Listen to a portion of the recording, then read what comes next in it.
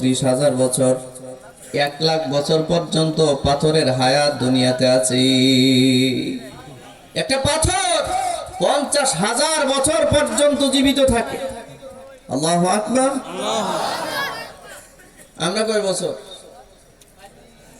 60 বছর। আচ্ছা 20,000 বছর, 20,000 বছর, 20 বছর না, 200 বছর না, 20,000 বছর বা 50,000 বছর বয়সের তুলনায় 70 বছরের হায়াত, এটা কোনো গণনায় পড়ে না? হ্যাঁ, না, কোনো গণনায় পড়ে না। আল্লাহ বলেন, আরে 1,00,000 বছর পর্যন্ত যে পাথরের বয়স দিয়েছি আমি, এই পাথরটা শুরু থেকে এই পর্যন্ত আমি রবেই পর্যবেক্ষণ করে রেখেছি। আর সে প্রতিনিয়তই আমি রবের তাসবিহ পড়তেছে। আল্লাহু আকবার। পৃথিবীর প্রতিটা অণু পরমাণু আমি আল্লাহ তাসবিহ পাঠ করে। ওয়ালাকিন লা ইয়াফকাহুনা তাসবিহাহুম। আল্লাহ পাক বলেন, এই যে জড় বস্তুগুলো যা আছে, যত প্রাণীগুলো আছে, তাদের তাসবিহ তোমরা বুঝতে পারো না, তাদের ভাষা তোমরা বুঝতে সক্ষম নও। আরে পাথরের ভাষা মানুষ কি করে বুঝবে? মানুষ তো মানুষের ভাষায় বুঝতে সক্ষম না, ঠিক কিনা জোরে বলেন? চাইনিজরা বুঝে না জাপানিজদের ভাষা, ঠিক কিনা? জাপানিরা বুঝে না ইটালিয়ানদের ভাষা, ইটালিয়ানরা বুঝে না আফ্রিকানদের ভাষা, আফ্রিকানরা বুঝে না আমেরিকানদের ভাষা, আমেরিকানরা বুঝে না ইউরোপিয়ানদের ভাষা, ইউরোপিয়ানরা বুঝে না এশিয়ানদের ভাষা। ট্রান্সলেশন করতে হয়, মুতারজিম থাকতে হয়, একদম তর্জমা করার মতো লোক থাকা লাগে, নালে বুঝে না। কথা বলেন না কেন? মানুষ মানুষের ভাষা বোঝে না, তো এই মানুষ পাথরের ভাষা বুঝবে কি করে? কথা বলেন, কথা যুক্তি আছে কিনা, লজিক আছে কিনা? আল্লাহ রাব্বুল আলামিন বলেন, হে মানুষ শোনো, পরকাল সম্পর্কে তোমরা যারা অবিশ্বাস পোষণ করো, শোনো, তোমরা একটু তোমাদের সৃষ্টি বৈশিষ্ট্য সম্পর্কে জানার চেষ্টা করো। তোমরা কে? কোথায় ছিলে তোমাদের অস্তিত্ব? কোথায় ছিল তোমার নাম দাম? কে চিনতো তোমাকে? তোমাকে কোথা থেকে আমি সৃষ্টি করেছি? এটা একটু ভাবো তো। এটা যদি একটু ভাবার দক্ষতা, যোগ্যতা, ক্ষমতা, রিয়েলাইজ বা অ্যানালাইসিস করার মতো যদি যোগ্যতা তোমার থাকে, তাহলে পরকালে আবারও তোমাকে কবরে আমি জীবিত করতে পারবো, এই কথায় সন্দেহ পোষণ করার কোনো সুযোগ তোমার থাকবে না। আল্লাহ রাব্বুল আলামিন বলেন, فَإِنَّا خَلَقْنَاكُم مِّن تُرَابٍ।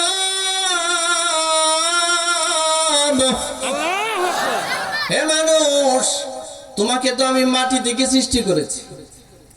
কে বলছে? আল্লাহ। জবানটা খুলে, মুখ খুলে কথা বলেন।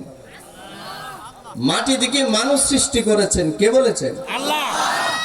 আমাদের সৃষ্টি কোথায়? বলুন, আমাদের সৃষ্টি কোথা থেকে? মাটি থেকে। মাটি থেকে, মাটি থেকে আমাদের সৃষ্টি। আল্লাহ বলছেন, فَإِنَّا خَلَقْنَاكُم مِّن تُرَابٍ। মাটি থেকে তোমাকে সৃষ্টি করা হয়েছে। মানব দেহের মধ্যে মাটি মাটি। সূরা মুমিনুনে আল্লাহ পাক বলেন, وَلَقَدْ خَلَقْنَا الْإِنسَانَ مِنْ سُلَالَةٍ مِنْ طِينٍ। এই একটু দিবেন, সাউন্ড বাড়াবেন। আল্লাহ রাব্বুল আলামিন বলেন, হে দুনিয়ার মানুষ, অবশ্যই আমি আল্লাহ তোমাকে মাটির নির্যাস থেকে সৃষ্টি করেছি। কোথা থেকে? মাটির নির্যাস থেকে তোমাকে বানিয়েছি। তোমার কোনো অস্তিত্ব ছিল না, কেউ তোমাকে চিনতো না, জানতো না, তোমার নাম গন্ধ জানতো না। সূরা দাহারের প্রথম আয়াতে আল্লাহ পাক বলেন, হাল আতা আলাল ইনসানি হিনুম মিনাদ لم يكن شيئا مذكورا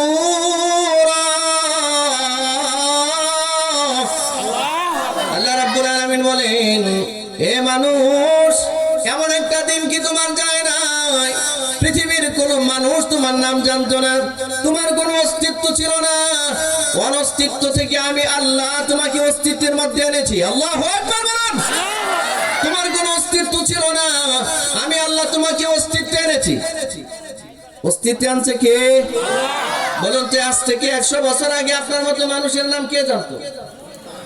কে জানতো আপনার নাম? আজ থেকে 50 বছর আগে আমার নামটা কে জানতো? আল্লাহ। পৃথিবীর কোন মানুষ জানতো না? আমার মা বাপ জানতো না? কেউ জানতো না। রব এই কথা বলেন, হে মানুষ, কি করে মৃত্যু পরবর্তী জীবন অস্বীকার করো তুমি? অথচ আজ থেকে 50 বছর আগে তোমার নাম পৃথিবীর কেউ জানতো না। হাল আতা আলাল ইনসান হিনুম মিনাদ দাহরি লাম ইয়াকুন শাইআম মাযকুরা। পৃথিবীর কোন মানুষ তোমার নাম জানতো না, তোমার কোনো অস্তিত্ব ছিল না। তোমাকে আমি মাটির নির্যাস থেকে সৃষ্টি করেছি, তোমার কোনো অস্তিত্ব ছিল না, কোথাও কোনো অস্তিত্ব ছিল না। আজকে তুমি মেম্বার সাহেব, লোকেরা তোমাকে ডাকে মেম্বার সাহেব। 50 বছর 100 বছর আগে মেম্বার তো দূরের কথা, তুমি বলতে কেউ পৃথিবীতে আসবে এটা পৃথিবীর কেউ জানতো না। তোমাকে মানুষ বলে মন্ত্রী, এমপি, বড় আলেম, মুফতি সাহেব, মুহাদ্দিস সাহেব, মুফাসসির সাহেব, হাফেজ সাহেব। কই 20 বছর 30 বছর আগে তো পৃথিবীর কোনো মানুষ 50 বছর আগে তোমাকে এইভাবে জানতো না। তোমার জন্মই হয় নাই, তোমার কোনো অস্তিত্ব ছিল না। আমি আল্লাহ তোমাকে দয়া করে অস্তিত্ব দিয়েছি। মানুষকে অস্তিত্ব এনেছেন কে? জোরে বলুন।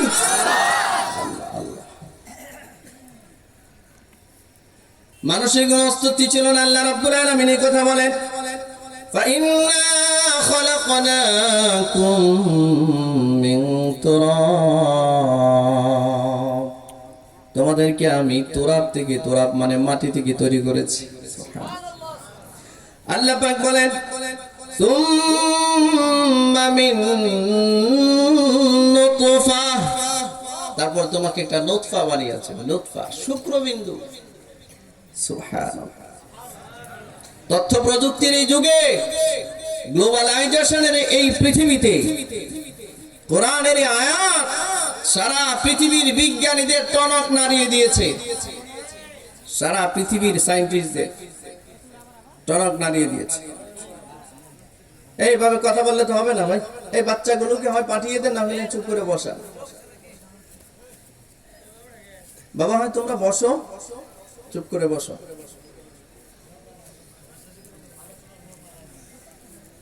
না না, আপনারা এই কথার মাঝে, তাফসীরের মাঝে বা ধারাবাহিক কথার মাঝে কথা বলে কথার যে ধারাবাহিকতা আছে এটা নষ্ট হয়ে যায়, পরের কথা বুঝে পাওয়া যায় না। আগে বলছি যে আপনারা ডিস্টার্ব করবেন না আমাকে। আল্লাহ রাব্বুল আলামিন বলেন, মানুষ তোমাকে সৃষ্টি করেছে মাটি থেকে। কাটলে তো গোশত বের হয়, মাটি তো দেখা যায় না। তো ঘটনাটা কি ঘটলো? আল্লাহ রাব্বুল আলামিন বলেন, মাটি থেকে সৃষ্টি করার অর্থ আমি তোমার অস্তিত্বকে বিভিন্ন ফলের ভিতরে লুকিয়ে রেখেছি। তোমার অস্তিত্ব ধান গাছের নিচে লুকিয়ে রেখেছিলাম। সুবহানাল্লাহ, জোরে বলো। তোমার অস্তিত্ব একটা আপেলের ভিতরে লুকিয়ে রেখেছি, জানো সে আপেলটা আবার তোমার দেশে জন্ম দিয়ে দেয়। আপেলের জন্ম দিয়েছে অস্ট্রেলিয়া। ওই অস্ট্রেলিয়ার আপেলের ভিতরে পৃথিবীতে জন্মগ্রহণ করার, তোমাকে পৃথিবীতে পাঠাবার অস্তিত্ব আমি সেখানে লুকিয়ে রেখেছি।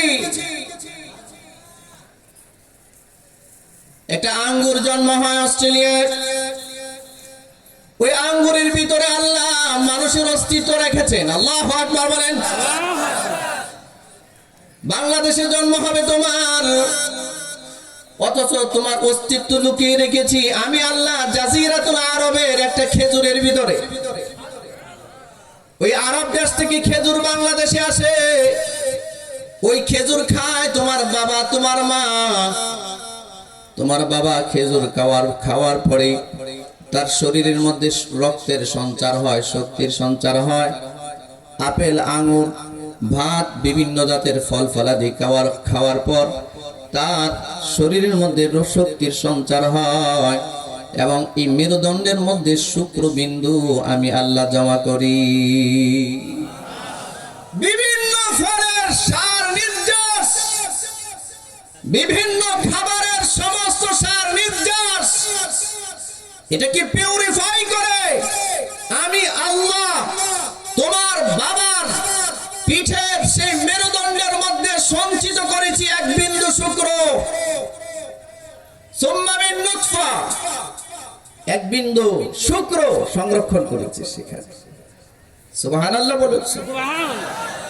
মানুষ সৃষ্টির ইন্ট্রোডাকশন, মানুষ সৃষ্টির সূচনা, মানুষ সৃষ্টির ইন্ট্রোডাকশনটা কি, মুকদ্দমাটা কি, কিভাবে আল্লাহ মানুষ সৃষ্টি করেছেন, এটা যদি মানুষ বুঝতে পারে তাহলে মরার পরে আবারও আল্লাহ জীবিত করতে পারবে, এই কথায় কোনো সন্দেহ করার সুযোগ থাকবে না। কারণ আল্লাহ বলেছেন ইন্নাহু হুয়া ইউবদিউ ওয়া ইউঈদ, যিনি শুরুতে সৃষ্টি করতে পারেন তিনি কি শেষে সৃষ্টি করতে পারবেন না? আচ্ছা, হঠাৎ করে কোনো স্যাম্পল ছাড়া, কোনো ডিজাইন ছাড়া হঠাৎ করে সৃষ্টি করা, যিনি এই সক্ষমতা রাখেন, এই মানুষটার অস্তিত্ব বাকি রেখে তাকে কি আবারও জীবিত করতে পারেন না তিনি? আপনাকে যখন আল্লাহ সৃষ্টি করেছেন, ডিজাইন কি কারো কাছ থেকে হাওলাত নিয়েছেন? স্যাম্পল হাওলাত নিয়েছেন না? আল্লাহ যা চেয়েছেন তাই বানাইছেন। ফাআলুল লিমা ইউরিদ,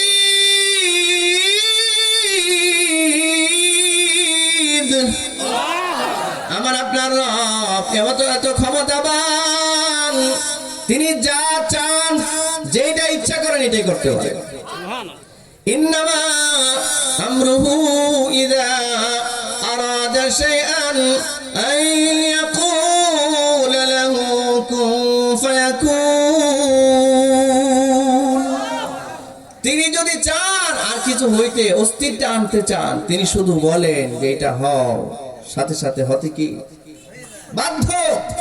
সমস্ত সৃষ্টি জগৎ আল্লাহ পাকেরই হুকুম মানতে বাধ্য, এটা সাথে সাথে হয়ে যায়। সুবহানাল্লাহ।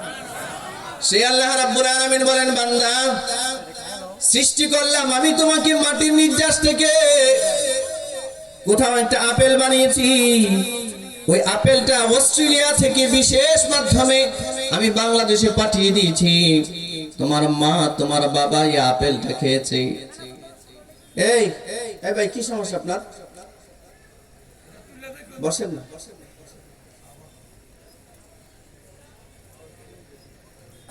পিছনে আসছেন, চুপ করে বসে যান।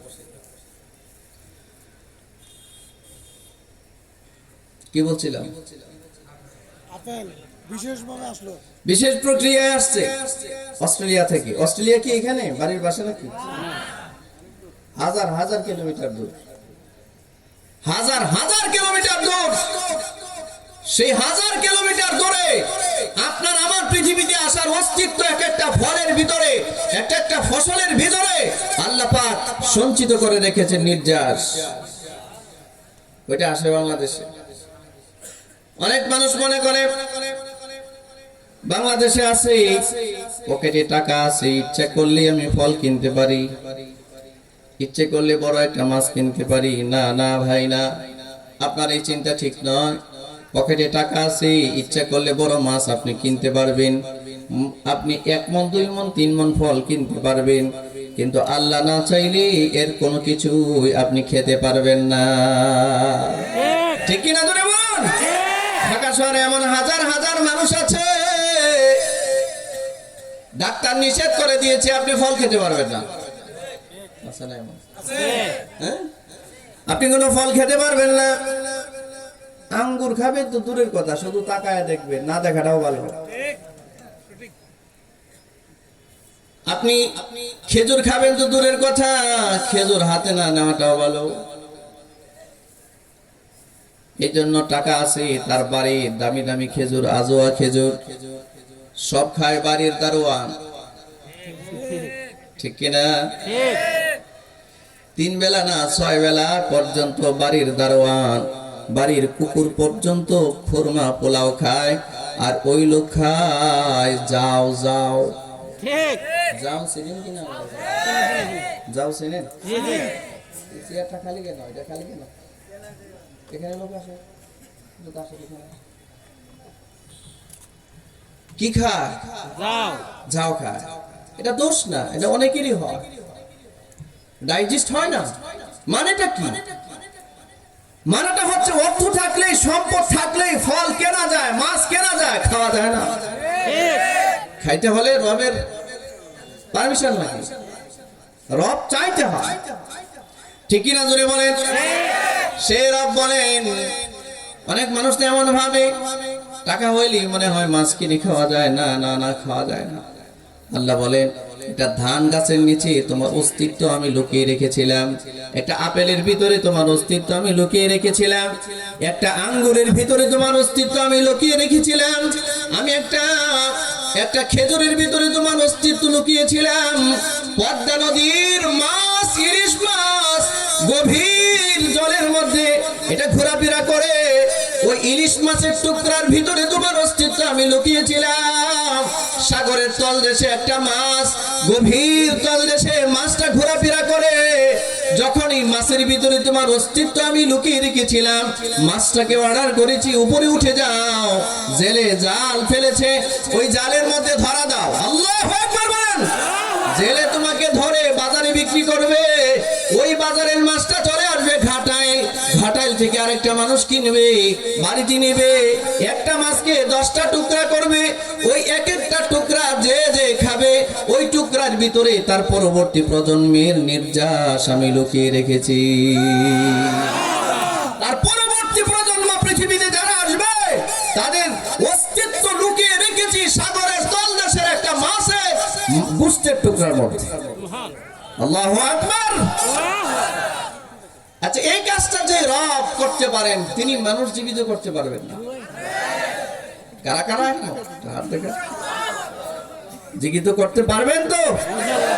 আল্লাহ রাব্বুল আলামিন বলেন, মানুষ শোনো, فإنا خلقناكم من تراب, তোমাদেরকে সৃষ্টি করেছি মাটি থেকে। এই মাটিতে বিভিন্ন ফসল ফলিয়েছি আমি, বিভিন্ন ফল ফলিয়েছি, এই ফলের ভিতরে তোমার সাথে নির্যাস আমি রেখেছি। ফলগুলো খাওয়ার পর, এই ভাতগুলো খাওয়ার পর, রুটি খাওয়ার পর, গম খাওয়ার পর, ফল খাওয়ার পর, পানি পান করার পর, দুধ পান করার পরে, গরুর গোশত পান করার পরে, খাওয়ার পরে, খাসের গোশত খাওয়ার পরে, এই সবগুলো খাবারের ভিতরে আমি আল্লাহ তোমাকে যে নুতফা দিয়ে, যে শুক্রবিন্দু দিয়ে তোমাকে পৃথিবীতে পাঠাবো, এই সবগুলো খাবারের ভিতরে এক বিন্দু শুক্র আমি তৈরি করি। এক বিন্দু শুক্র সেখানে সৃষ্টি হয়, যেটা বাবার এই মেরুদণ্ডের মধ্যে থাকে, আর মার 2 বুকের মাঝখানে হচ্ছে পাঁজর, এই পাঁজরের ভিতরে আমি আল্লাহ লুকিয়ে রাখি। আল্লাহু আকবার বলেন। বাবার মেরুদণ্ডের মধ্যে আর মার 2 বুকের মাঝের পাঁজরটার মধ্যে বান্দা তোর অস্তিত্ব আমি লুকিয়ে রাখি। তোর বাবা মাকে যখন মিলিত করি চরম উত্তেজিত অবস্থায়, ওই যে মেরুদণ্ডের মধ্যে সার নির্যাসের যে শুক্রটা আছে, এই শুক্রটা তোর মার রেহেমের ভিতরে আমি পৌঁছিয়ে দিই। সুবহানাল্লাহ। আজকে বললেন কেন? এক বিন্দু শুক্র, এক বিন্দু শুক্র, এটা চরম উত্তেজিত অবস্থায় মার রেহেমের ভিতরে, গর্ভাশয়ের ভিতরে ইনসেন্টিভ কেয়ার ফি করারিম মাকিন, মার গর্ভাশয়ের ভিতরে আল্লাহ পাক পৌঁছিয়ে দেয়। এক একটা শুক্রবিন্দুর মধ্যে লক্ষ লক্ষ মানুষ জন্ম নেওয়ার মতো উপাদান আল্লাহ পাক নিহিত রাখে। একটা শুক্রবিন্দু, শুক্র ফুটা, খুব লক্ষ্য করুন, একটা শুক্র ফুটায় লক্ষ লক্ষ মানুষ পৃথিবীতে আগমন করার মতো অণু পরমাণু এবং সঞ্জীবিত শক্তি সেখানে সঞ্চয় আল্লাহ করে রাখেন। আর যাকে পৃথিবীতে পাঠাবেন এই লক্ষ লক্ষ অণুর মধ্যে এই লোকটার অণুটাকে ক্ষমতা দেয়, বিজয়ী লাভ করে, বাকিগুলোকে অগাইরি মুখাল্লাকা বাতিল হয়ে যায়, একটাই সঞ্চিত হয় এবং বিজয়ী লাভ করে। যেই সঞ্চিত ফুটাটা, যেই সঞ্চিত স্খলিত এক ফুটা শুক্র মার গর্ভাশয়ের ভিতরে যায়, এটা গিয়ে 40 দিন অপেক্ষা করে। আসতে বললেন কেন? সুবহানাল্লাহ। আপনাদের কাছে তো কেউ যদি একটা রোবট বানায়, রোবট, তাহলে আপনার কাছে মনে হয় এটা কত দামের, হ্যাঁ, কত বড় বিজ্ঞানী। রোবটের ভিতরে কেউ রু দিতে পারে না। রোবট কন্ট্রোল করতে হয় দূর থেকে, সুইচের মাধ্যমে অফ হয় অন হয়, ঠিক কি না? আর যে মানুষ প্রক্রিয়ার কথা আল্লাহ বলছেন, মানুষ সৃষ্টির প্রক্রিয়া যা ব্যক্ত করছেন, এটা রোবট নয়, মানুষের হাতে নয় এটা। এই রোবটের সম্পূর্ণ কন্ট্রোল সুইচ হচ্ছে আল্লাহ পাকের হাতে। আল্লাহু আকবার বলুন। এই সুইচটা যেদিন আল্লাহ পাক অন করছেন, এই দিন আসছেন দুনিয়ায়। এই সুইচটা যেদিন অফ হবে, এই দিন হবে মরণ। দিন কি হবে? এই সুইচটা যেদিন অফ হয়ে যাবে, এই দিন হয়ে যাবে মরণ। আল্লাহ রাব্বুল আলামিন বলেন, বান্দা শোনো, এই যে এত কিছু খাবারের ভিতরে আমি আল্লাহ তোমাকে জন্ম দেওয়ার একটা শুক্রবিন্দু সৃষ্টি করেছি। এটা তোমার বাবা মার মিলনের মাধ্যমে আমি আল্লাহ তোমার মার রেহেমের ভিতরে, তোমার মা যে গর্ভাশয় আছে, এই গর্ভাশয়ের মধ্যে আমি পৌঁছে দিয়েছি। এই গর্ভাশয়ে তোমার মার দুইটা বুকের মাঝখান থেকে একটা ডিম্বাণু সেখানে পৌঁছিয়েছি। তোমার বাবার পিঠ থেকে এক ফোঁটা শুক্রাণু আর তোমার মার বুক থেকে এক ফোঁটা ডিম্বাণু, এই দুইটাকে সংযোজন করে তোমার মার গর্ভাশয়ের ভিতরে ইনসেন্টিভ কেয়ারের মধ্যে আমি আল্লাহ পাক রেখে দিয়েছি। অন্ধকার অন্ধকার, এখানে কোনো আলো নাই 40 দিন পর্যন্ত। কতদিন? 40 দিন। যখন এই মার গর্ভাশয়ের মধ্যে এই নুতফা, এই শুক্রাণুটা প্রবেশ করে 40 দিন পর্যন্ত এখানে থেকে যায়। একটা মানুষের এই মা যখন মার বাবার মিলনের মাধ্যমে শুক্রবিন্দুটা যখন মার রেহেমের ভিতরে যায়, এক ফোঁটা যেটা দিয়ে মানুষ সৃষ্টি করবেন, এই রেহেমের যে দরজা আছে, এই দরজাটার সাথে সাথে ক্লোজ হয়ে যায়, এটা বন্ধ হয়ে যায়, এটার ভিতরে আর কিছু ঢুকতে পারে না। সুবহানাল্লাহ বলতে ইচ্ছে করলো। তারপরে 40 দিন মান পেটের ভিতরে লালিত পালিত হচ্ছে। এই শুনুন, 40 দিন একটা শুক্র বিন্দু, খেয়াল করুন, একটা শুক্র বিন্দু শুক্রাণু আর ডিম্বাণু একত্রিত করে সেখানে আল্লাহ রেখে দিয়েছেন। 40 দিন পর্যন্ত এটার কোনো অস্তিত্ব নাই। দুর্গন্ধ। কোন গন্ধ? দুর্গন্ধ। এখন শুধু মা বমি করে, বমি। দুর্গন্ধ আসলে বমি করে না মানুষ? কথা বলে না। এখন শুধু মা বমি করে। যে সমস্ত মহিলারা প্রেগন্যান্ট হয়, বমি করে না? খাবার খেতে পারে না, কারণ কি? এই যে আল্লাহ বলছেন 40 দিন পর্যন্ত তার পেটের মধ্যে রেহেমের ভিতরে ডিম্বাণু শুক্রাণু এমনি পড়ে থাকে, সাদা, এটা পড়ে আছে 40 দিন পর্যন্ত সেখানে পড়ে আছে। ভাইরা আমার, এই 40 দিনের মধ্যে কোনো ধরনের অস্তিত্ব তার থাকে না। 40 দিন পর্যন্ত নুতফা অবস্থায়, শুক্রাণু অবস্থায় মার পেটের রেহেমের ভিতরে অবস্থান করে মানুষের সৃষ্টি। সুবহানাল্লাহ। 40 দিন পরে আল্লাহ পাক বলেন, সুম্মা